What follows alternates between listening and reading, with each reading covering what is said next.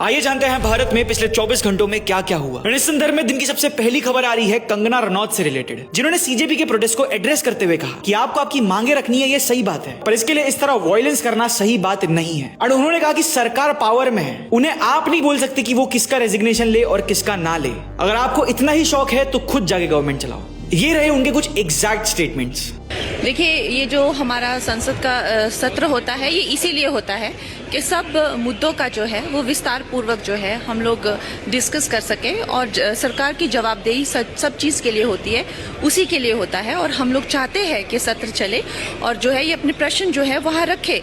लेकिन अगर हुड़दंग करेंगे और वहाँ पे उत्पात मचाएंगे और जैसे जिस तरह से ये प्रोटेस्ट भी चल रहा है, तो वो ठीक नहीं है, क्योंकि जनता ने जिस सरकार को चुना है वो कैसे सरकार चलाएगी ये उनका अधिकार है।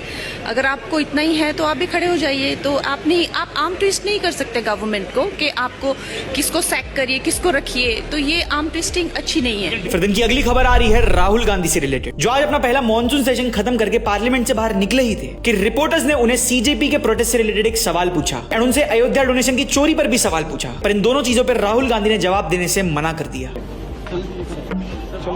मैं कमेंट नहीं कर रहा अभी। As a leader of opposition, Rahul Gandhi के इस बिहेवियर पर आपका क्या ओपिनियन है, हमें कमेंट्स में बताएं। फिर दिन की अगली खबर आ रही है सोनम वांगचुक से रिलेटेड, जहां जब दिल्ली में प्रोटेस्ट हो रहे हैं तो उन्होंने एक लेटर लिख के कहा कि allow me to leave the hospital, I have to join the parliament march. ये रहा उनका एग्जैक्ट लेटर, जिसे आप पॉज करके रीड कर सकते हो। फिर दिन की अगली खबर आ रही है वैष्णो देवी से, जहां हैवी रेनफॉल के कारण फिलहाल वैष्णो देवी की यात्रा सस्पेंड कर दी गई है एंड फर्दर नोटिस तक इसे रीओपन नहीं किया जाएगा। फिर दिन की एक और काफी यूनिक सी खबर आ रही है कर्नाटका से, जहां कर्नाटका हेल्थ मिनिस्टर ने स्टेट के सारे स्कूल्स एंड हॉस्पिटल से जंक फूड को बैन कर दिया है। इस स्टेप पर आपका क्या ओपिनियन है, हमें कमेंट्स में बताएं। एंड ये थी लास्ट 24 घंटों की सबसे इंपॉर्टेंट खबरें जो हम आपको हर रोज बताते हैं, इसलिए कह रहा हूं ज्यादा सोचो मत, फॉलो कर दो इंडिया इन लास्ट 24 आवर्स को अभी के अभी।